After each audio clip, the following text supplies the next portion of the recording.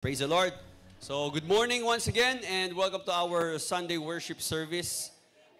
Sa mga kapatid natin, joining us live, good morning din po sa inyo.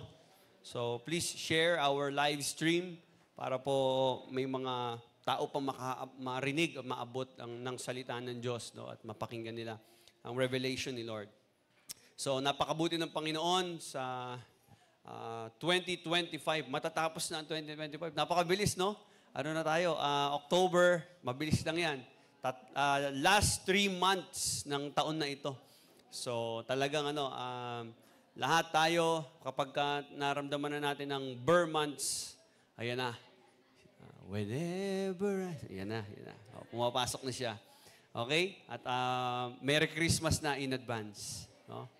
Also, we are praying and sa mga malalayo po and those who are unable na maka-attend ng life group sa mga zones natin or talagang sobrang layo, we are going to open yung ating online life group. So para po ito sa mga malalayo lang. Bawal po dito yung tinatamad. Nandyan lang, may life group naman dyan. Tinamad ka, online na lang ako. No? So kung malayo po talaga, for example, may mga, mga friends tayo from, saan ba kayo banda? Games? Kainta, malayo talaga. Pero nakapag-church sila. Pero yung mga life groups, syempre, kapag ganun, i-consider natin yung kanilang schedule. So sa mga iba pa na unable, no? Talagang reasonable naman. Kung taga rito ka lang, huwag ka na mag-online. Grabe naman. Walking distance na lang. May mga zones tayo dito.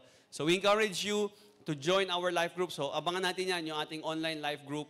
At we will be having that siguro via Google Meet. And magkakaroon tayo ng group chat dyan para sa mga online attendees ng life group na yan. And we encourage you to join your life groups. At kung wala pang life group sa inyo, i-open nyo sa bahay ninyo, no, upang talagang maging daluyan ng salita ng Diyos at maging instrument ng salita ng Diyos yung ating tahanan. No? At maganda yan na mayroon pong pagtitipon-tipon ng mga believers sa ating tahanan. And we are studying and growing and maturing. Also, we have classes that we would like to encourage you to attend. Yung ating mga discipleship classes, mga trainings. Have someone mentor you. Alam niyo po, if you really want to grow in your spiritual life, kailangan talaga may nagme-mentor sa inyo. O maganda naman yun, nag-a-attend tayo ng mga services, ng mga prayer meetings, pero mas iba talaga kapag may nag-guide sa'yo. Meron kang spiritual father or spiritual mother na nag-aalaga sa'yo, nagbibigay sa'yo ng advice, at nananalangin sa'yo, at binabantayan ka, tinutulungan ka lumago sa pananampalataya. So, taas kamay nga dito lahat na may mga mentor, may mga leader. Taas kamay, come on. Be proud. Yan. Okay, so yung mga wala pa, have someone mentor you. No? Wala namang bayad magpa-mentor. Andyan yung mga pastors natin, mga leaders natin. Di ba? Sabihin mo lang kay Pastor Carl or kung sino mga leaders, kay Pastor Ellie, kay Ate C, no? Kay Sister Regine, kay Pastora Pearl. No? Pwede nyo ba ako i-mentor? I-guide nyo po ako? Yan. Okay? So sabihin mo sa katabi mo, magpa-mentor ka na. Amen. Praise God. So bago po tayo magsimula, tayo pong lahat ay yumuko at manalangin. Panginoon, sa umaga po na ito, wala kami ibang tinataas, O Diyos, kundi ang pangalan mo. Truly, you are Lord over all this nation, over all our lives, our families, even our government, Panginoon, and over all tragedies and calamities, ikaw po ay Panginoon ng Panginoon. Ikaw po ang Diyos na makapangyarihan. And Lord, Father, we just pray, Father God, for your word and your gospel, the good news of Jesus Christ na patuloy pong lumaganap sa buong bansa, sa lahat ng buhay ng mga tao, lahat ng mga tao, malaki man o maliit, Panginoon, ano man ang kanilang kalagayan, katayuan sa buhay, dalangin ko, Lord God, maabot sila ng iyong salita. We pray for their salvation. We pray that you would open up their hearts, Lord God, that they would receive the gospel. Upang sila, Panginoon, ay magkaroon ng buhay na walang hanggan, kaligtasan sa kapahamakan ng impyerno. Lord, we invite the presence of the Holy Spirit in this place. Alisin niyo po lahat ng distractions. open up our minds, our hearts to receive your fresh revelation today. Father, we are excited and we are receptive to your word. Salamat, Panginoon. Continue to transform us every day of our lives. Patuloy kami lumago, mabago ang aming buhay. In Jesus' mighty name we pray. Amen and amen. So, kung kayo po ay nagbabasa, o dyaryo, wala na yung dyaryo ngayon, no? Nakikinig ng balita, in the recent weeks, tayo po ay niyanig ng mga balita dahil po napakaraming mga powerful na earthquake ang talagang nag-shake sa Pilipinas. At ito po ay nangyari sa Cebu, sa Davao, I don't know kung saan pa, pero meron silang pinipredict na mga fault lines. If you go to the social media platforms, makikita nyo dyan, meron mga informative sites or Facebook pages na nag-i-inform kung kung saan banda yung mga fault line na yon, ano yung mga dapat gawin. So talagang napakatindi po. At kung siguro tayo hindi natin masyadong ramdam, hindi tayo masyadong apektado, pero kung yung aking pong mga kaibigan, some of my friends, ay nakaranas po ng lindol, na talagang lindol, no? Hindi yung talagang mahinang lindol. Malakas na lindol to the point na talagang sobrang nakakatakot. And ito po ay nag-cause ng matinding damage and loss. May mga namatay po, may mga natabunan, at nakakalungkot po. So the earth trembled, the buildings collapsed, and lives were forever changed in a matter of seconds. Hindi nila ine-expect yun. There was a live stream video ng isang basketball game ng mga batang babae, naglalaro ng basketball sa isang school, and then biglang yumanig ng matinding lindol at natigil yung laro. So hindi nila ine-expect. It was a reminder that life is fragile. Ito po ay paalala na napaka-ikli po ng buhay. Napaka-bilis kung hindi tayo mag-ingat, napaka-bilis nitong mawawala. It is unpredictable. It is sudden. Bigla-bigla na lang nagbabago, bigla-bigla na lang mararanasan ito. Walang warning, walang paalala.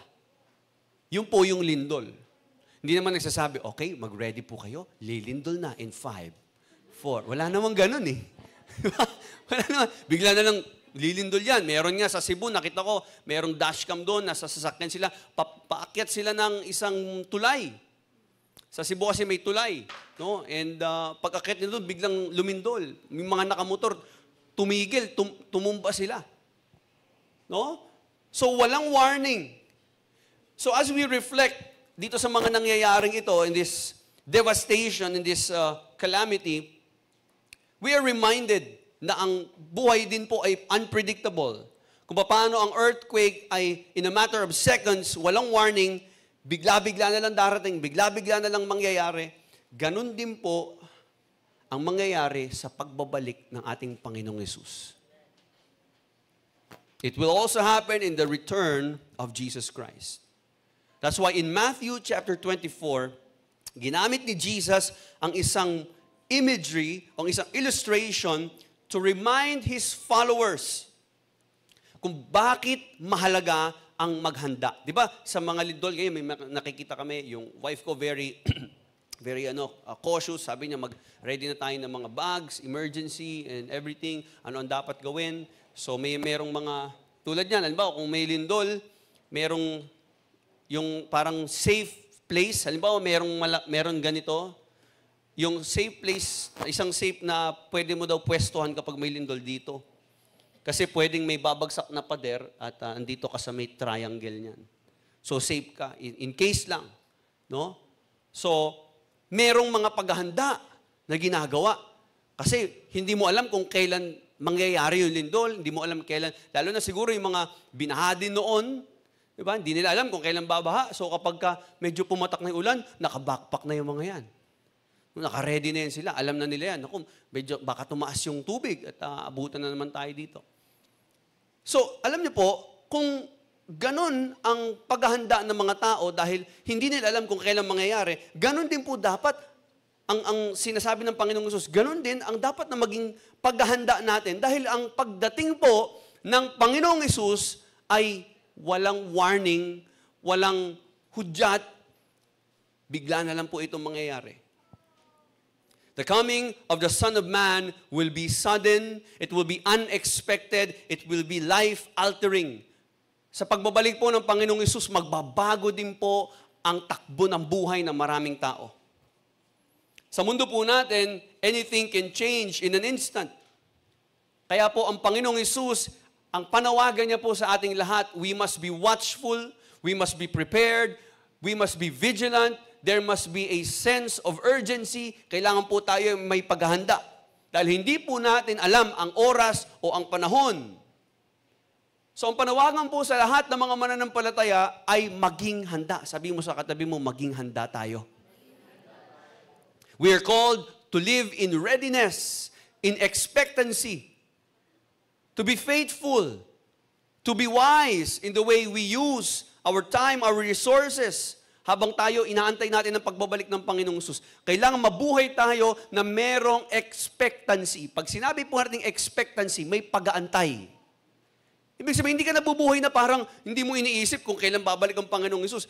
Baka magulat ka habang nasa trabaho ka, habang nasa bahay ka, habang nandun ka sa bakasyon ninyo, o kung saan ka man lupalop ng mundo, walang paalala, hindi sasabihin ni Lord na, aantayin ko muna na nasa church kayong lahat bago ko bumalik. Hindi.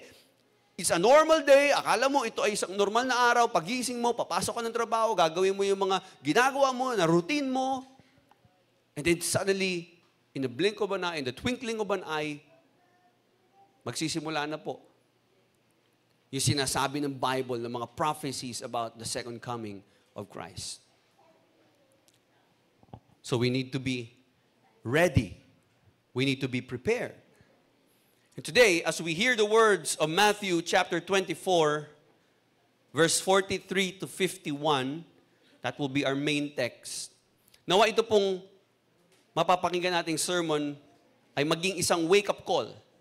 Na kung paano ang earthquake ay naging wake-up call sa ating bansa ngayon. Na sinasabi ang mga tao, mag-ready kayo, maghanda kayo. May it challenge us to examine our lives, our priorities, our faithfulness, our ministry, our service, our calling. Kamusta ba ang ating relasyon sa Panginoon? At kung babalik ang Panginoong Hesus ngayon, handa ka ba?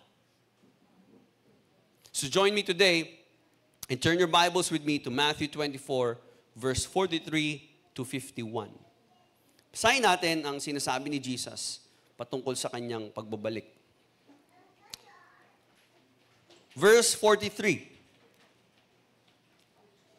Basahin natin sa Tagalog, para mas maintindihan natin. Okay. So Matthew 24, verse 43 hanggang 51. Say amen. Nandiyan po ba kayo? Nandiyan na po ba kayo? Amen. So read it with me. I will read in Magandang Balita version. Tandaan ninyo ito, kung alam ng may-ari ng bahay kung anong oras sa gabi darating ang magnanakaw, siya'y mag-ahanda at hindi niya pababayaang pasukin ng kanyang bahay. Kaya't lagi kayong maging handa. Sapagkat darating ang anak ng tao, the Son of Man, yun ay isang title ni Jesus, sa oras na hindi nyo nalalaman. Sino ang tapat na matalinong alipin? Hindi ba't ang pinamamahala ng kanyang Panginoon upang magpakain sa ibang mga alipin sa takdang oras? Mapalad ang aliping yon kapag dinatnan siyang tapat na naglilingkod sa pagbalik ng kanyang Panginoon, yung Panginoon Master. Sinasabi ko sa inyo, gagawin siyang tagapamahala ng kanyang Panginoon sa lahat ng mga ari-arian nito. Ngunit kung masama ang aliping iyon, sasabihin niya sa kanyang sarili, matatagalan pa ang pagbalik ng aking Panginoon, kaya't sisimulan niyang bugbugin ang mga alipin at makikipagkainan at makikipag-inuman sa mga lasenggo. Babalik ang Panginoon ng aliping iyon sa araw na hindi niya inaasahan at sa oras na hindi niya alam. Buong higpit siyang paparusahan ng kanyang Panginoon at pagkatapos ay isasama sa mga mapagkunwari. Dooy tatangis siya at magngangalit ang ngipin. May the Lord bless us in reading His Word. By the way, ang title po ng ating message this morning is Expect His Return. Everybody say, expect His return. Amen. So we need to be expecting His return. So, how can I be truly prepared for Christ's return? Paano nga ba tayo maghahanda? Paano ba ito? Ano ba ang dapat nating gawin? Ano ba ang dapat na maging priorities natin? Paano ba ako dapat maghanda? Ano ba ang sinasabi ng Bible? Okay? So, ang context po nitong binasa natin, starting from Matthew 24:43 hanggang chapter 25, ay makaka-encounter po tayo ng series of parables. Si Jesus po ay nagbigay ng mga kwento, okay? Depende kung paano mo bilangin, pero marami. Actually, 4 to 5 parables. Okay? At pare-pareho lang po ang mensahe ng mga kwento na ito. Be prepared. Yun lang ang mensahe na yun. Katulad yan, the parable of the thief, yung binasa natin, the parable of the servant, the parable of the 10 virgins. Kung nabasa nyo na po ito sa bahay ninyo, the parable of the talents, the parable of the sheep and goats. Lahat ng mga ito ay nagtuturo ng isang bagay. Maging handa, maging handa, maging handa. Be prepared. Be ready. Bakit? Kasi darating si Jesus at yung pagdating niya ay totoo. Mangyayari po.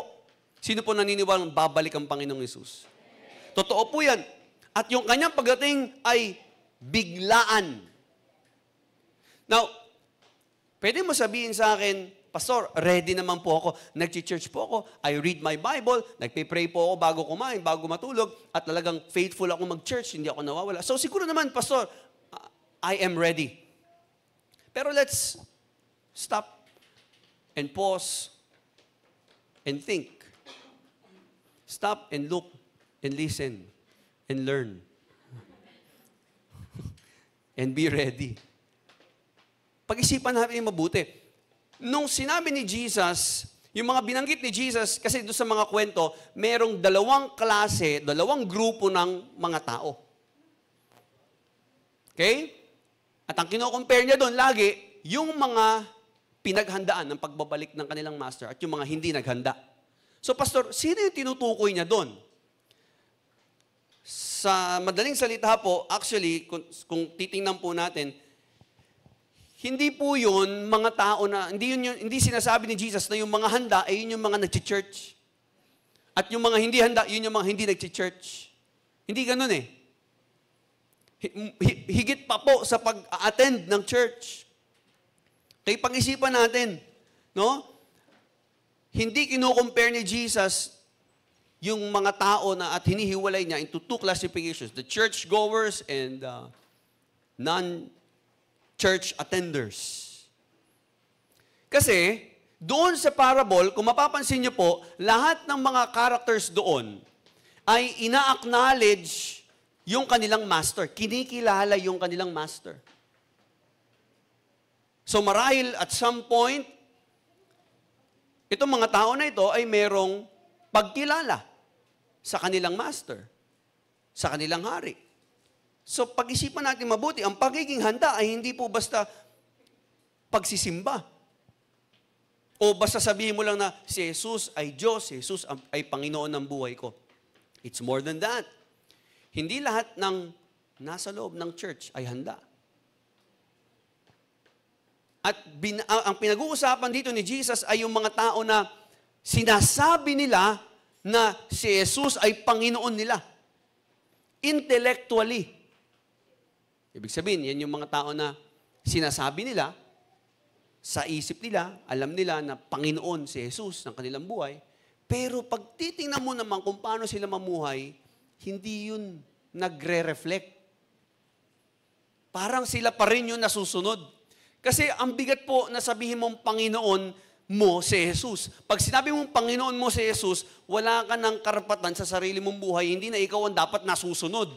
Ang decision making, whether ito ba ay kalooban ng Diyos o hindi, gusto ba ito para sa akin ng Diyos, ito ba sinasabi ng salita ng Diyos, lagi mo iniisip yun, lagi mo kinukonsider yun, regardless kung ano man ang dahilan mo, ang pinaka-importanting dapat mo i-consider kung si Jesus ay Panginoon ng buhay mo, kailangan tanungin mo lagi, kalooban ba niya ito?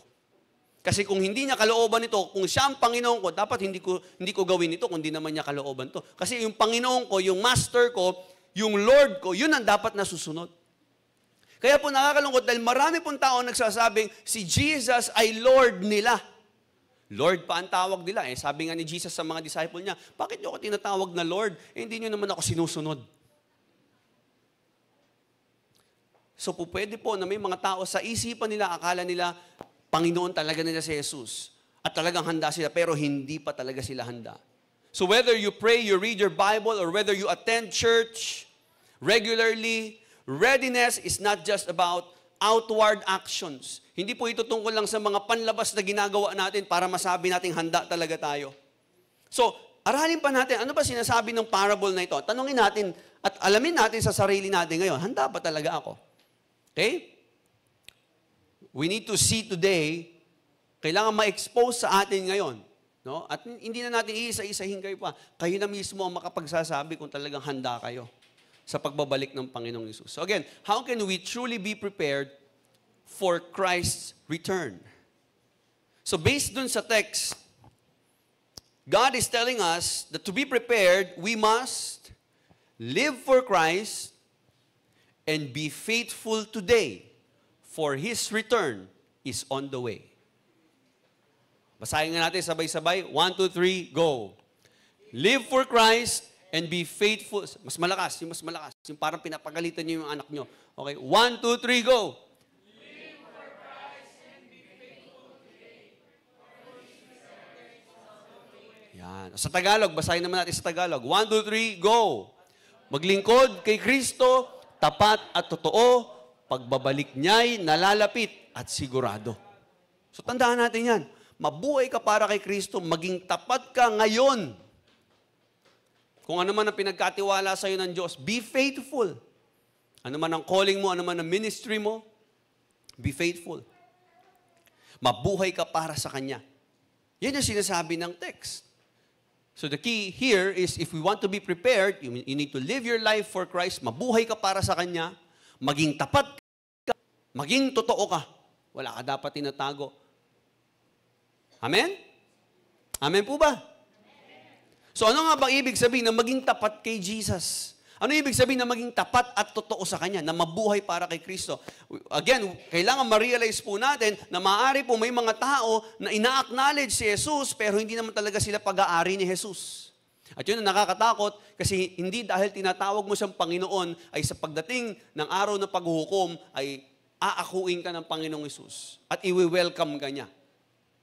Kasi marami magsasabi, sabi ng Matthew 7:21, many will say to me on that day, Lord, Lord, did we not prophesy? Lord, nangaral kami, nagpalayas kami ng demonyo, nagpagaling kami may sakit, nagperform kami ng miracles, ginawa namin to. In short, may mga tao in the last days, nasasabihin nila, Lord, associated kami, connected kami sa church, kilala namin si Pastor ganyan, kasama kami noong time na to, nag-attend ako dyan. Pero ang sasabihin daw ng Panginoong Hesus sa kanila, hindi ko kayo nakikilala, lumayo kayo sa akin, kayong mga gumagawa ng kasalanan. So bakit? Paano nangyari yun? Dahil lagi ko itong binibigyan ng emphasis, hindi lahat ng nagsasabing Panginoon niya si Jesus ay totoong Panginoon niya si Jesus. Magkaiba yung pinoprofess mo lang. Magkaiba yung sinabi mo lang sa talagang ipinapamuhay mo. Hindi ko naman sinasabing hindi na mahalagang banggitin natin o bigkasin natin at sabihin natin Panginoon mo si Jesus. Pero kung talagang Panginoon mo si Jesus, kailangan makita na talagang Panginoon siya sa buhay mo. Siya dapat ang nagmamay-ari ng buhay mo, siya dapat ang nasusunod, siya dapat ang nagiging priority mo when it comes to making decisions. So hindi po lahat ng nag-a-acknowledge kay Jesus ay i-a-acknowledge niya. Okay? Dahil ang tunay po na pananampalataya ay makikita according kay Jesus sa parable na ito, makikita hindi lang sa acknowledgement, but also in our lifestyle, in our actions, in our decisions. So ang tanong, sinusunod mo ba ang kalooban ng Diyos? Handa ka ba talaga? Ano ibig sabihin, Pastor, na handa? Hindi ko tinatanong kung nag-church ka o hindi, or online ka lang. Ang tinatanong ko, ikaw ba ay yung tao, yung tipong tao na talagang sinusunod consistently ang kalooban ng Diyos? Na hindi ko po sinasabi na kailangan hindi ka na nagkakasala. Lahat tayo nagkakasala pa rin. Hindi pa tayo perfect. Nagsastruggle pa tayo sa ating flesh. Natutukso pa rin tayo kung minsan. Pero ang tinutukoy po dito, hindi yung tinatawag na perfection. Ang ibig sabihin, pag sinabi kasing perfection, wala ka ng maling nagagawa. Hindi ganun. Hanggat nabubuhay tayo dito sa mundo, hindi natin mararanasan yung perfection na yun. Dahil meron pa rin tayong pakikipaglaban sa laman. Natutukso pa rin tayo, nagkakasala pa rin tayo at some point. Pero, ang tanong, hindi man perfection, pero meron bang sincere progression? Sa madaling salita, hindi man pagiging perpekto, pero may paglago ba? May pagbabago ba nangyayari? Lumalalim ba ang pagkakakilala mo sa Panginoong Hesus? Are you growing sa obedience mo sa Panginoon? Kasi ang isang faithful at isang wise na servant na handa sa pagbabalik ng Panginoong Hesus ay isang tao o isang servant niya na sumusunod sa kanyang kalooban. So what does it mean to serve Jesus faithfully? Number one, we need to be faithful in our relationships. Tingnan natin ang Matthew 24, verse 45. Who then is the faithful and wise servant, whom the master has put in charge of his servants in his household, to give them their food at the proper time? So, makikita natin, ang unang katangian ng isang tapat na lingkod ni Jesus ay ang pagkakaroon ng maayos na ugnayan sa kapwa. Lalo na sa mga taong ipinagkatiwala sa Kanya. Halimbawa, sa pamilya mo, kamag-anak mo, asawa, kapwa mo mananampalataya. Doon sa verse 45 ng Matthew 24, nilarawan dito ni Jesus yung isang tapat na alipin. Okay? Yung parable kasi dito, merong isang master at aalis siya, may pinagkatiwala siya doon sa kanyang alipin. So sabi niya, kung itong alipin na to ay magiging tapat, sabi niya, kung siya ay tapat, okay, pamamahalaan niya. Siya ang magpapakain kasi kumbaga parang siya siguro yung supervisor ng iba pang mga empleyado. So kung wala yung boss, ikaw na supervisor or manager, gagampanan mo na maayos yung tungkulin mo. Papakainin mo yung ibang mga empleyado, hindi mo awaldasin yung pera doon. Magiging maingat ka, magiging responsible ka. Papakainin mo sa tamang oras yung ibang mga alipin, yung ibang mga servants. Ibig sabihin, hindi lang siya tapat doon sa master niya, tapat din siya at responsible din siya sa mga tao sa paligid niya. So, alam niyo po, kung tayo po ay magiging tapat na servant ng Panginoong Hesus, we need to value our relationships with other people. Hindi mo masasabing handa ka kung hindi maayos ang relasyon mo sa mga tao sa paligid mo. Hindi mo masasabing, ready ako kung meron akong kaaway. Paano ka magiging ready? May galit ka sa puso mo. Paano ka magiging ready? Nagtatanim ka ng sama ng loob hanggang ngayon. Paano mo masasabing handa ka? Sa 1 Timothy chapter 3, actually ito sa mga leaders, makinig po mga leaders, mga pastors. Malinaw na yung isang pinuno ng iglesia, isang church leader, isang overseer, at dapat din tayo lahat ng Kristiyano, lahat ng mga members ng Jomsi Church, hindi lang mga pastor. Pero ito ay qualifications sa 1 Timothy chapter 3, qualification ng mga leaders, pastors. Ano daw? O nakalagay, 1 Timothy 3, tapat sa asawa, sasummarize ko na lang, maayos, mamuno sa pamilya, Oh, nabanggit yan doon. Mapagkakatiwalaan sa tahanan. Sabi pa sa verse 5, paki-flash kayo yung verse 5. 1 Timothy 3 verse 5. If anyone does not know how to manage his own family, how can he take care of God's church? Oh.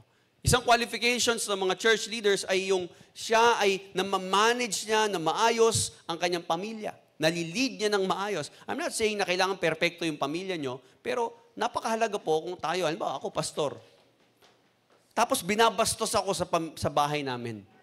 Hindi ako ginagalang ng mga anak ko. Hindi ako ginagalang ng asawa ko, ng mga kasama ko sa bahay. Binabastos ako. Mababa ang tingin sa akin. Paano ko kayo pamamahalaan? Kung ako, hindi sila, wala silang paggalang sa akin. Ibig sabihin, baka isang dahilan nun, baka mayroon silang galit sa akin. May sama sila ng loob sa akin. Baka may nagawa ko, hindi ko na-resolve. Baka may pangit akong ugali na hindi ko pinapakita sa church, pero sa bahay, ganun pala ugali ko. Hindi ako igagalang ng mga tao na kasama ko sa bahay. Nakuha po ba natin? Amen ba? Ang hirap maka-amen pag ganito yung mga sermon, no? Hirap talaga maka-amen. Pero pag blessing, lakas ang palakpak niya, no? Grabe. Okay lang. Naiintindihan natin yan. So, tanong, tapat ba tayo sa pamilya natin? Tapat ba tayo sa asawa? Tapat ka ba sa anak mo? Sa mga kapatid mo sa pananampalataya? Hindi po sapat na active ka sa church, tapos meron kang broken relationship sa family. Hindi sapat na nandito ka sa simbahan, pero galit sa'yo ang pamilya mo. Ayusin natin yun. Hindi tayo handa kung ganyan ang buhay natin. Ang katapatan sa Diyos ay naipapakita sa katapatan sa mga taong malapit sa atin. Hindi pwedeng sabihin mo, tapat ka kay Lord, faithful ka kay Lord, pero yung pamilya mo, napapabayaan mo, yung needs nila, yung relationship mo sa kanila, hindi maayos. Patanungin ko po kayo, may nasaktan ka bang, o hindi pamilya, o sabihin natin, pamilya, o kapatid sa pananampalataya? Halimbawa, ikaw yung nakasakit, meron ba? Baka na-offend mo sila, at sinabi mo, wala naman yun. Malit na bagay lang yun. Maramdamin lang kasi yun eh. Tapos binabaliwala mo lang. Iniisip mo, okay lang yun. Naku, pag-isipan mo mabuti, kapatid. Kasi ang tunay na katapatan sa Diyos, kailangan tapat din sa relationships natin. Hindi pwedeng babalik ang Panginoong Hesus, sasabihin mo na handa ka na, tapos may kagalit ka sa church. Hanggang ngayon, may sama ka pa ng loob eh. Tingnan mo yung katabi mo. Tingnan mo yung katabi mo. Yan, tingnan mo. Di ba mas nakakasamaan mo minsan ng loob yan, di ba? Nagkapatawaran na ba kayo? Nagsorry na ba kayo sa isa't isa? Di ba? O lalo na po sa kapatid natin sa pananampalataya, tayo na magkakasama dito sa church. Sabi ni Jesus, ito, tingnan nyo, Matthew chapter 5, verse 23 to 24. Matthew 5, 23 to 24. Sabi ng Panginoong Hesus, kung may iaalay ka, may ihahandog ka, sabi dyan, if you're offering your gift at the altar and there, remember that your brother has something against you, ang sabi ng verse 24, leave your gift. May ihahandog ka para sa Panginoon? Ay, tako, naalala mo, may galit ka pala, may sama ka pa pala ng loob, hindi pa kayo okay ng kapatid mo. Iwan mo yung handog mo doon sa altar. First, go and be reconciled. Everybody say, be reconciled. Be reconciled to your brother, and then come and offer your gift. Bago maghandog, make sure wala kang kagalit. Halimbawa tayo nag-worship dito, naghahandog tayo ng papuri sa Panginoon, tapos hindi maayos yung relationships natin. Sa palagay nyo, katanggap-tanggap sa Diyos yun. Sa palagay nyo, nalulugod ang Diyos. Na bago kayo mag-worship, nagsigawan kayo na asawa mo sa bahay, tapos, Lord, I worship you, Lord. Kakagaling mo na sa bahay, pinagsisigawan mo yung anak mo, pinagmumura mo, di ba? Tapos dito, Lord, pinupuri kita. Tatanggapin nyo ni Lord? Kaya po, kami na asawa ko, sabi ko, kapag tayo mag-aaway, canceled pag linggo. I-reschedule ng Monday. At nangyayari naman po. Monday na kami nag-uusap, no? Kung mayroong mga offense. Kasi mahirap eh, maghahandog ka sa Panginoon. Sabi, be reconciled. Be reconciled. So, halimbawa tayo nag-church dito, tapos may inahandog tayo kay Lord. Bago ka mag-worship, ayusin mo muna yung relationship mo. Ibig sabihin, mas mahalaga sa Diyos ang reconciliation kaysa sa pagsamba mo. Wow. Talaga, Pastor? Yes. Kung maghahandog ka sa Diyos, magpupuri ka sa Diyos, gusto mong katanggap-tanggap ang pagpupuri mo, ang inaalay mo para sa Panginoon, anong pa man yan? Gusto mo acceptable yung offering mo, pleasing aroma. Dapat maayos ang ating puso.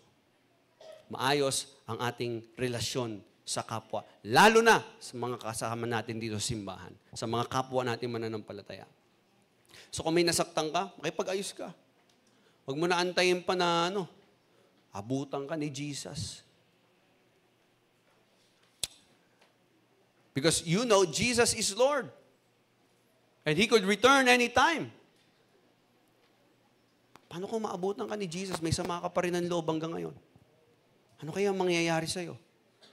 Sa kabilang banda naman, ikaw naman yung na-offend. Yan. Taas kamay ng mga na-offend. Sino na-offend dito? Taas kamay.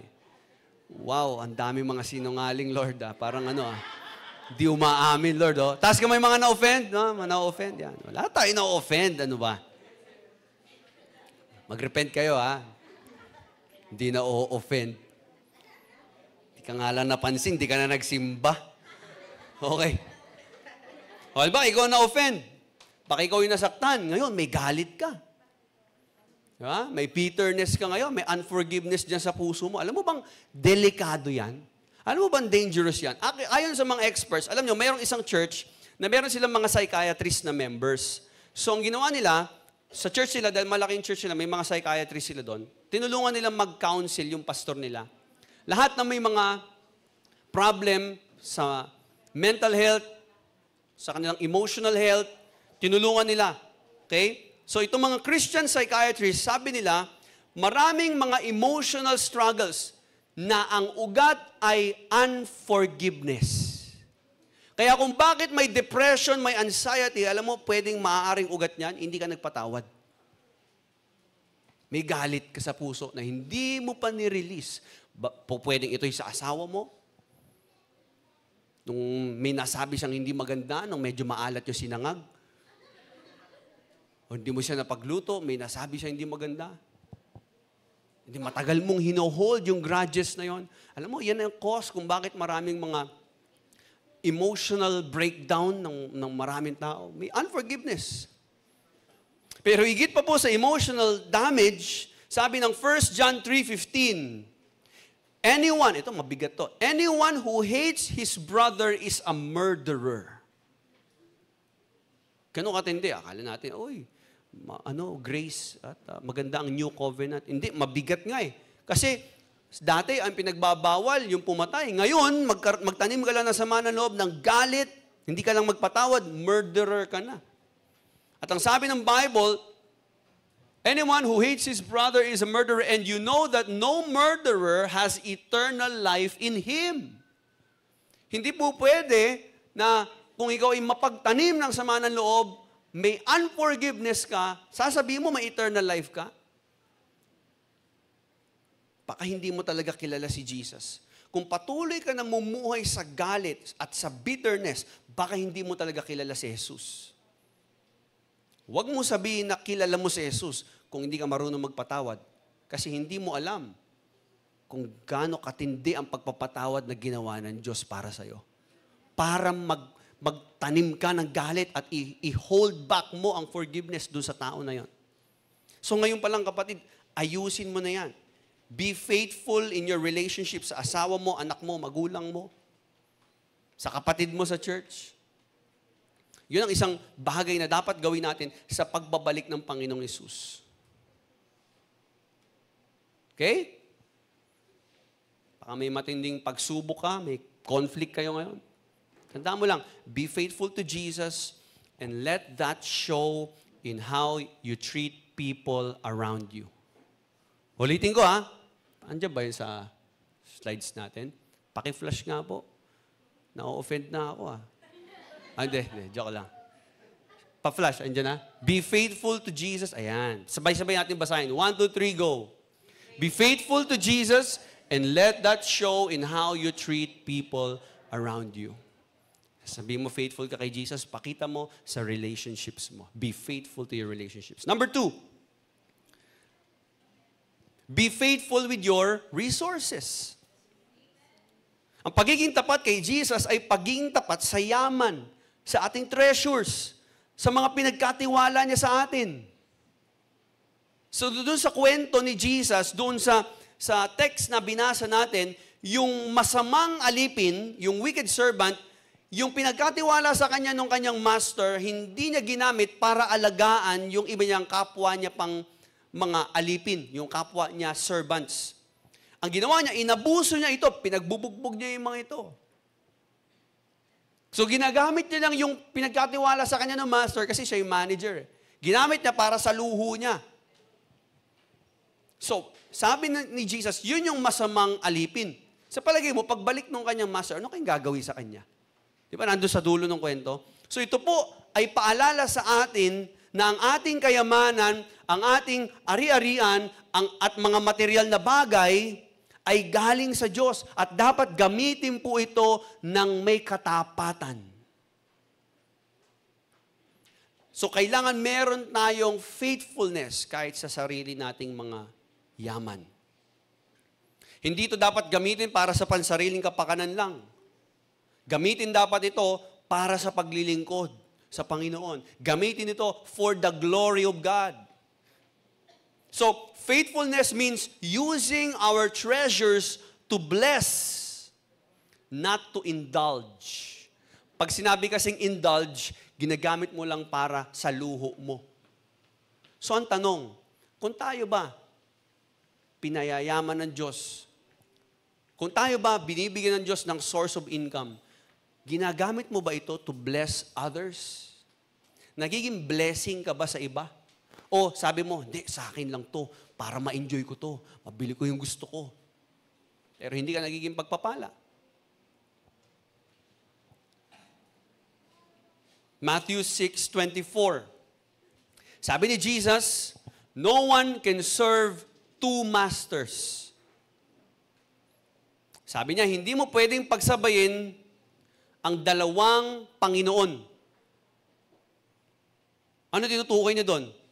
Diyos at pera. Pastor, talaga ba? Hindi pwedeng pagsabayin, hindi pwedeng gawing Panginoon ang Diyos at pera? Yes. Bakit? Kasi pareho silang demanding. Ang Diyos, kung gagawin mo siyang Diyos, Panginoon ng buhay mo, kailangan siya lang. Kailangan bigay mo lahat sa Kanya. Isuko mo lahat sa Kanya. Isurrender mo sa Kanya lahat. Ngayon, kung half-hearted ka lang din, kung kapiraso lang naman din na ibibigay mo na buhay mo, na bahagi ng buhay mo sa Kanya, huwag mo na ibigay. Kasi kung tayo po ay magtatalaga ng ating buhay sa Panginoong Hesus, kung tayo ikukomit talaga natin ang buhay natin to be a disciple of Jesus Christ, to be a follower of Christ, it must be a wholehearted commitment and devotion to Him. Ganon din naman sa pera. Kung gusto mo talagang makuha at gawing Panginoon ang pera, bigay mo lahat ng oras mo. Kahit wala ka ng oras sa pamilya mo, wala ka ng oras sa paglago ng spiritual mo na buhay. Gusto mo yumaman? Sige, kailangan. Nagtatrabaho ka 24 hours. Kailangan nag-iisip ka ng pagkakakitaan. Bago ka matulog, pera. Pagkagising mo, pera. Kung gusto mo talagang magkapera na talagang sobrang damit, yumaman ka. Hindi pwedeng sideline mo lang, hindi ka magsusurvive o sasabihin ng mundo, hindi kakayanin, hindi kayo mabubuhay ng pamilya, hindi yan ikayayaman, hindi yan ika-asenso. Kung gusto mo talagang makamit ang 6 digits, sabihin natin, milyon, bilyon. Magtayuan ng isang business at magkaroon kayo ng bidding sa DPWH. Yun. Talaga. Maging contractor ka, di ba? Pumasok ka dyan. Kurakutin mo. Bigay mo lahat na oras mo dyan. No? Di ba? Lahat na nandun eh. Dignidad mo, i-give up mo na, di ba? yung iyong morality, yung iyong pagsunod sa Diyos, i-compromise mo na para na sa pera eh. Yung oras mo para sa Panginoon, i-give up mo na eh, para na sa pera eh. Kasi kailangan mo yun eh, gusto mo yun eh. So hindi pwede na gawin mong Panginoon ng Diyos at gagawin mo rin Panginoon ng pera. Kung gagawin mong Panginoon ng Diyos, yung pera talagang medyo mararamdaman mo minsan parang parang hindi ko siya maramdaman. Kapag nandito ka naman sa side, na ginagawa mong Panginoon ng pera, parang nararamdaman mo, nalalayo ka naman sa Diyos. Because no one can serve two masters. Imposible. Hindi sinabi ni Jesus na walang makakagawa nun, may gumagawa nun, pero hindi dapat gawin yun. No one can. Ibig sabihin, may gumagawa nun, pero hindi talaga po pwede. Sinusubukan nila na pareho yung Diyos, pera, tsaka si Lord. Pareho nilang Diyos. Tinatry nila, pero hindi talaga eh. Kahit anong pilit mong balansein sa gitna, mamimili ka eh. Alam po yan ng maraming mga tao, lalo na yung mga dinidisciple ko, alam nyo, napakahirap maghanap ng trabaho na papasok sa schedule mo sa ministry. Na hindi maapektuhan ang Sunday. Hindi maapektuhan ang life group. Hindi maapektuhan ang spiritual maturity. Talagang mag-grow ka pa rin. Ang hirap eh. Lalo na kung nagne-negosyo ka, talagang hands-on ka doon. So lagi kong paalala doon sa mga tinuturuan ko. Alam niyo po, ang main priority natin ay yung calling natin sa Diyos.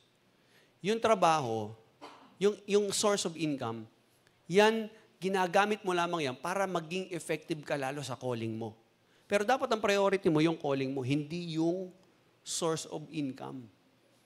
Ginagamit mo lang yon para matustusan yung pangangailangan mo. Pero dapat ang focus, ang priority, yung iyong gampanin sa Diyos. Ano ba pinapagawa ng Diyos? Ano bang nais ng Diyos sa buhay mo? Kasi Panginoon mo siya eh. Okay? So kung talagang si God ang master mo, gagamitin mo ang pera para sa Kanya. Amen? Tama ba? Hindi na nga ako magtatanong kung mag-i-amen kayo. Ayaw nyo eh.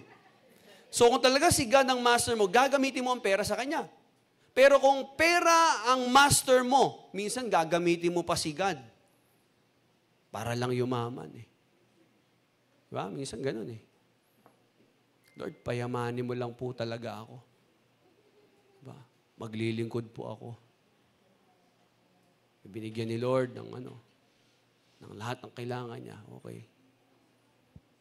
Hindi na nakalala yung paglilingkod sa Diyos. Lord, makapag-ipon lang talaga ako, bibigay ko na lahat ng oras ko. Hindi ganun. Kung maglilingkod ka sa Diyos, kung ano meron ka ngayon, ibigay mo sa Panginoon. Lord, kapag talaga yumaman ako, idodonate ko sa church. Hindi mo kailangan yumaman para talaga masabing makapagbibigay ka sa simbahan. Gusto mo magamit ang pera mo para sa kapurihan ng Panginoon, sa kaharian ng Diyos. Kung ano meron ka, ibigay mo at tatanggapin ng Panginoon yan. Amen? Ang pagiging tapat kay Jesus ay paggamit ng yaman para sa kanyang kaluwalhatian.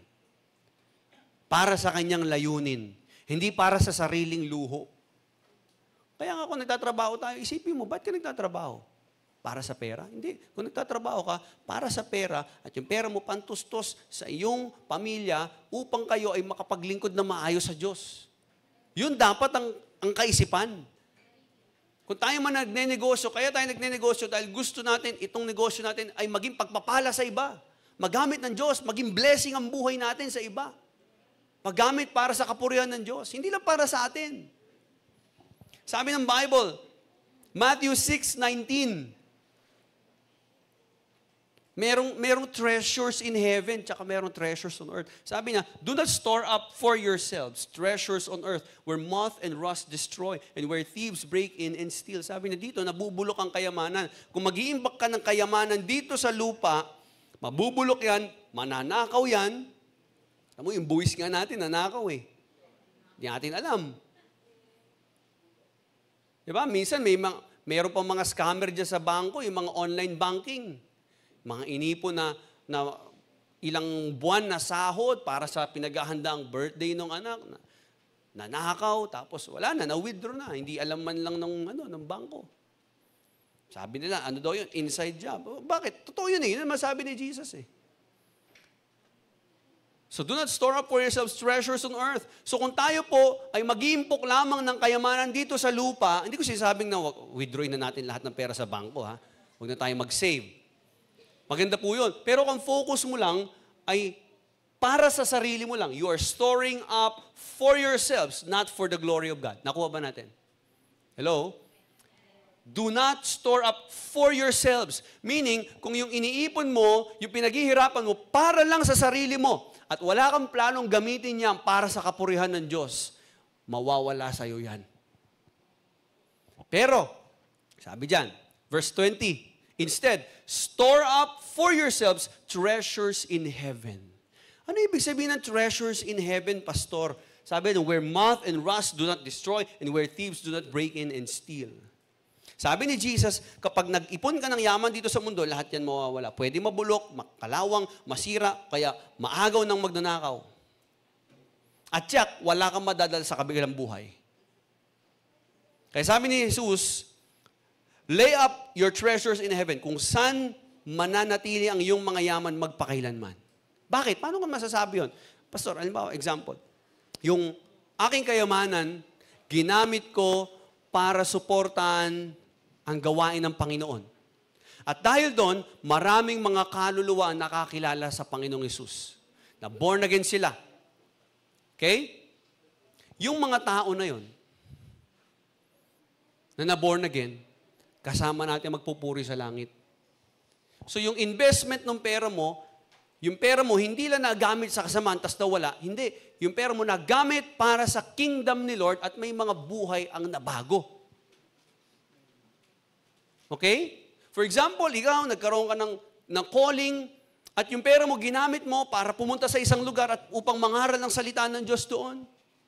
Ginamit mo ito para tulungan ng mga nangangailangan at habang sila'y tinutulungan mo, inabot mo sila at pinaramdam mo ang pag-ibig ng Diyos sa kanila, siniran mo sila ng gospel.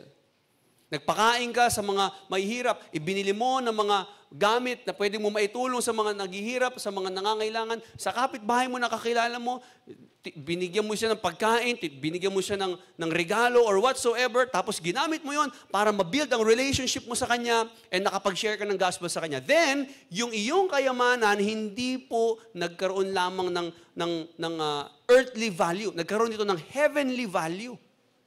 Kaya, wala na yung pera mo, pero yung impact nun, eternal. Kasi nagamit para sa kingdom ni Lord eh. Magpakailanman. Naunawaan po ba natin? So ang yaman sa langit, hindi masisira o mawawala. Isa itong tinatawag na eternal investment.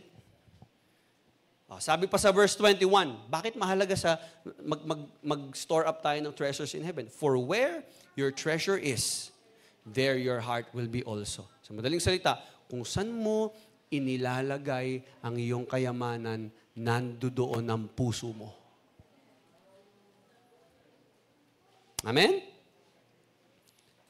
Kung ang yaman mo ay nakasalalay sa mundo, doon din papunta ang puso mo.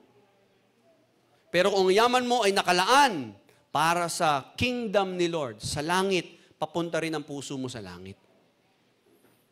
Kung gusto mo maglingkod sa Diyos ng tapat, simulan mo sa kung paano mo ginagamit ang yaman mo. Ang investment sa langit. Hindi dapat dito sa lupa. We need to be faithful in living today. Tulad nung alipin dun sa parable, siya ay responsible siya dapat ay maging responsible sa relationship, sa kanyang resources. Ipinagkatiwala sa kanya na pamahalaan lahat. Dapat sa pagbabalik ng master, maging maayos. Tamang pagkain ng kanyang mga kasama sa tamang oras. So, tandaan po natin, lahat tayo, merong ipinagkatiwala ang Diyos sa atin. Amen? Kaya dapat tayo maging tapat sa kung paano natin ito ginagamit. Hindi bukas, ngayon. Ngayon ka maging tapat. Araw-araw. Huwag mo sabihin na, mag-ipon muna ako ng para sa retirement. Pag namatay ako, bibigay ko lahat ng pera ko kay Lord. Hindi, ang tunay po na katapatan, Hindi makikita sa kung kailan mamamatay ka na. Makikita po yun ngayon. Ngayon po magsisimula yun. Kung paano mo ginagamit yung resources mo ngayon. Okay? Number 3. Be faithful with time. Be faithful with time. Ang pagiging tapat sa Diyos ay makikita sa kung paano mo ginugugol ang iyong oras. So ano nangyari doon sa story, sa text natin? Yung wicked servant, basahin natin. Verse 45. Who then is the faithful and wise servant whom the master has put in charge of the servant in his household to give them food at the proper time? It will be good for that servant whose master finds him doing so when he returns. Truly, I tell you, he will put him in charge of all his possessions. May reward. So pag nakita ng master mo, nakita ng Diyos na ikaw ay naging tapat sa kung anong meron ka dito sa lupa, ay pagkakatiwalaan ka niya ng kayamanan o kung ano man mga bagay na pwede mong manahin doon sa langit. Ngayon, paano naman kung hindi? Verse 48, but suppose that servant is wicked and says to himself, my master is staying away a long time. And then he begins to beat his fellow servants and to eat and drink with drunkards. Oh, yun ang ginawa niya. Sabi niya, matagal pa naman yung pagbabalik ni boss. Mambira, maglalasing muna ako dito. Yung perang gagamitin para sa budget sa bahay, mambira, ibibili ko yan ng kung anong gusto ko. Maglalasing kami. Paano naman yung pagkain ng mga kasamaan mo? Wala, bahala sila sa buhay na magutom. Basta ako, masaya ako, happy lang. Di pa naman niya alam ni master yun. Di pa naman alam ni sir yun eh. Di naman niya maalalaman yun. Pagbalik niya, tsaka ako naayusin. Minsan may mga ganong mindset ang tao. Okay lang. Hindi ko muna susundin ang kalooban ng Diyos. Pag malapit nang bumalik si Lord, tsaka ko na isusuko lahat ng kasalanan ko. Tsaka ko na aayusin yung buhay ko. Aba, talaga. Ang problema, verse 50, the master of that servant will come on a day when he does not expect him, and at the hour he is not aware of. Babalik yung master sa araw, sa panahon na hindi niya inaasahan. He will cut him to pieces and assign him a place with the hypocrites where there will be weeping and gnashing to teeth. Sabi niya, naku, pagpipirasuhin ka ng master mo. Ibig sabihin talagang severe ang punishment. Matindi po ang parusa. Okay? So yung wicked servant, sa parable, sinayang niya ang kanyang oras sa kalayawan, sa kasiyahan, sa pag-aabuso. Pero yung tapat na lingkod ng Diyos, ginamit niya ang kanyang naging faithful siya, ginamit niya ang kanyang buhay, naging faithful siya sa kanyang relationships, sa kanyang resources, at sa kanyang time. So tatlo yun, no? Ano yung number 1 ulit? Ano yung tatlo? Number 1, relationships. Be faithful in your relationships. Number 2, resources. And number 3, yung time. So if you want to be faithful sa Panginoon, relationships, resources, and our time. Alam natin na mahalaga ang oras, lalo na natin mabilis ang takbo ng buhay.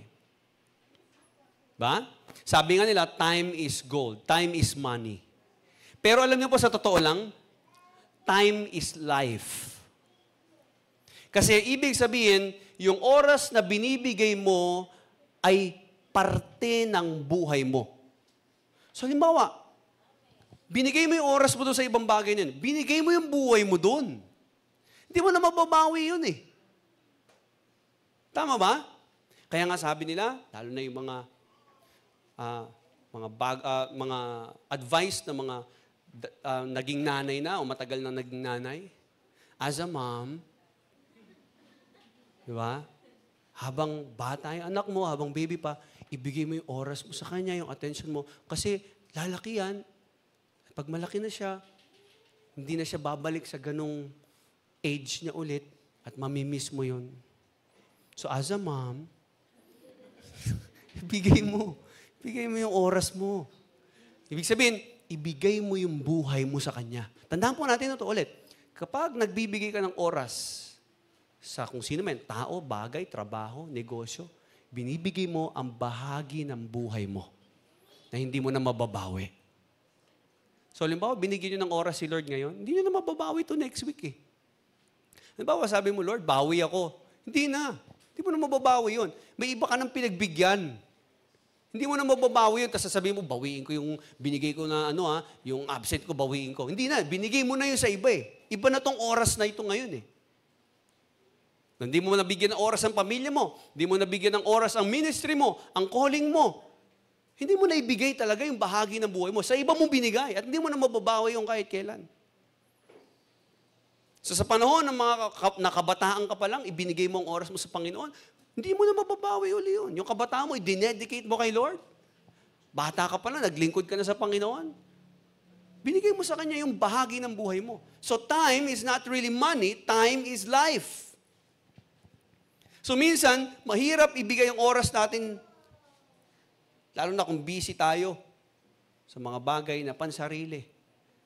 Busy tayo sa mga plano natin, sa mga libangan. Gusto natin magpahinga, manood ng TV, maglaro, mag-enjoy. Ngunit, mga kapatid, ang tapat na lingkod ng Diyos ay ginagamit ang kanyang oras para sa kaluwalhatian ng kanyang Panginoon. Hindi ko po sinasabi na mali ang magpahinga, mali ang magtrabaho, mali ang maglibang, huwag tayong magbakasyon. Pero, sa huli, tanongin mo sarili mo, ano ang layunin mo dun sa mga pinaglaanan mo ng oras? Kung makikita natin ang katapatan natin sa paghawak ng pera, ganun din sa paghawak ng oras. Kung tayo man may binibigay tayong oras sa ibang bagay, make sure it brings glory to God. Para hindi nasasayang. Kasi ang tanging magmamatter lamang sa huling panahon ay yung mga bagay na ginawa mo para sa Diyos. Yun lang ang merong tunay na value. Ang trabaho ay hindi masama dahil ginagamit ito ng Diyos upang matugunan ang ating mga pangangailangan. Pero kung ang trabaho ay nagiging Diyos mo na, at ipinagpapalit mo na at pinaprioritize mo na ito more than God, ito ay nagiging malaking problema. Ang tapat na lingkod ay tapat sa oras at ginagamit niya ito para sa Diyos. Nakakatuwa po, sa church natin, may mga naglilingkod sa Panginoon, yung heart nila, may mga ilang kapatid tayo na talagang, iba, iniwan ng trabaho, iniwan ng career, para mag-focus sa kanilang spiritual maturity, para sa kanilang relationship sa Panginoon. Maganda tinapos, may mga pinag-aralan, graduate naman sila. May mga business opportunities na sila ay mag-abroad, na sila ay kikita ng malaking pera, pero mako-compromise ang kanilang time and their relationship with the Lord, pero give up nila yon alang-alang sa Panginoon. At nilaan nila ang kanilang oras sa pag-aaral ng salita ng Diyos, sa prayer, sa kanilang spiritual growth. So nakakatawa na may mga ganun tao. They make time. They give their time to the Lord. So, tayo, paano natin ginagamit ang oras natin? Yun ang nakakalungkot naman. Sa kabilang banda, meron namang mga tao na inuuna ang career, inuuna ang entertainment, ang leisure, kaysa sa paglago sa kaharian ng Diyos. So my friends, are you faithful in your time for the Lord? Your time to love your brothers and sisters, your time to serve one another here in the church, your time to make disciples, nabibigyan mo ba yan ng panahon?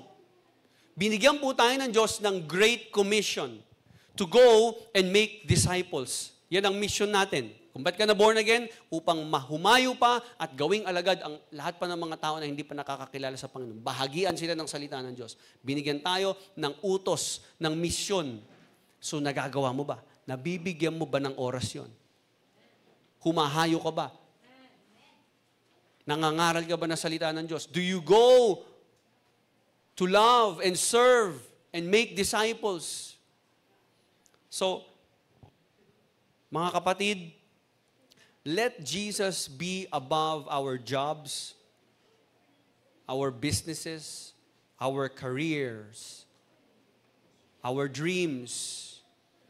Nawa mas makita natin ang tunay na halaga ng Diyos higit sa anumang bagay na nais natin makamtan dito sa mundo. Ang faithfulness ay connected sa faith. Alam niyo po ba yan? Na kung ikaw ay magiging tapat, nakadepende ito sa iyong pananampalataya sa Diyos. Alam niyo ba kung bakit wise at faithful yung servant? Bakit siya naging faithful? Kasi nanampalataya siya na babalik yung master niya. Kaya inayos niya mabuti ang buhay niya. Ngayon, tatanungin kita, naniniwala ka ba na babalik ang Panginoong Hesus? Na babalik ang master mo? Kung naniniwala ka, kapatid, china-challenge kita ngayon. Kamusta ang paghahanda mo? Naghahanda ka ba? Alin ka doon? Yung isang alipin na sabi niya, matagal pa naman. Hindi pa naman agad babalik yun. So gagawin ko muna kahit anong gusto ko. O ikaw yung isang alipin na sinasabi niya, ako, kailangan maging tapat ako para madatnan ako ng master ko, maayos lahat. Kasi pinagkatiwalaan niya ako babalikan niya ako. At ipagsusulit ko lahat sa kanya. I think, ang isang tunay na Kristiyano ay hindi lang kinikilala ang kanyang master, kundi ino-honor ang kanyang master, iginagalang niya ito, at lagi niya isinasaisip na babalik ang aking master. Babalik ang Diyos. At ako ay magsusulit sa Kanya. Lahat ng pinagkatiwala niya sa akin, hahanapin niya. Sa mo ginamit. Sa mo binigay ang oras. Sa mo binigay ang resources mo. Maayos ba ang relasyon mo sa mga kasama mo? So let us live our lives according to what our Master wants. Kung mabubuhay man tayo, dapat yung nais ng Master, hindi yung gusto lang natin. So I'd like to encourage you today, think about your life.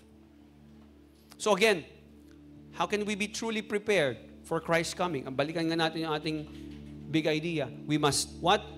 Live for Christ and be faithful today, not tomorrow. Hindi mo sasabihin, saka na ako magiging faithful, saka na ako magtatapat, saka na pag okay na yung buhay namin, pag na-settle ko na to. Hindi, be faithful today, for His return is on the way. Ngayon ka maging faithful. Ba't mo sasabihin na tsaka ka na maglilingkod kay Lord? Siguro after 10 years. Paano kung hindi mo naabutan yun kasi nag-rapture na, bumalik ng Panginoong Hesus? Wala ka ng panahon. Paano kung pinagpaliban mo yung calling mo, may pinapagawa si Lord sa'yo, at sabi mo, next time ko na gagawin yan. Next year. After 5 years na lang, unahin ko muna to. Paano kung hindi ka na umabot to sa sinasabi mong timeline? Paano kung bumalik na agad ang Panginoong Hesus? At anong dadatnan niya sa atin, mga kapatid? Are you ready for Christ's return? Handa po ba tayo? Faithful ba tayo ngayon sa ating relationships? Faithful ba tayo sa ating kayamanan? Sa ating oras? Church, again, maglingkod tayo kay Kristo, maging tapat at totoo dahil yung pagbabalik niya, malapit na yon. Sigurado yon. Mangyayari yon. Paniwalaan mo. Huwag mo nang antayin ng bukas. Dahil hindi natin alam ang pagbabalik ng Panginoong Hesus. Huwag mo i-postpone, huwag mo i-delay ang faithfulness mo. Because every day is a chance to serve God faithfully. Every day is a chance to trust Him completely. Every day is a chance to surrender your whole life to Him. Today is the day you decide. You decide. Kung mayroon mang area ng buhay mo na hindi mo pa nasusurrender sa Panginoon, bigay mo na sa Kanya yan. Ang pagiging handa po ay hindi po tungkol sa susunod na bukas, sa next week, sa susunod na buwan. Ang pagiging handa ay ngayon. So, real faith in Jesus' return means living each moment with expectation. Meaning, ini-expect mo anytime talaga. Anytime. Iniisip mo yun. Tatrabaho ka, iniisip mo, what if bumalik si Jesus? Ready na ba ako? What if bumalik si Jesus bukas? Naihanda ko na ba yung pamilya ko, yung anak ko? Sigurado na ba? Naligtas din yung anak ko kung babalik ang Panginoong Jesus? O may iwan siya sa rapture? Ano ba mangyayari sa kanyang kaluluwa? It is living each moment, bawat oras, bawat minuto, iniisip mo, anytime, pwedeng bumalik na ang Panginoong Jesus. Knowing every day brings you closer to His coming. Hindi po natin alam.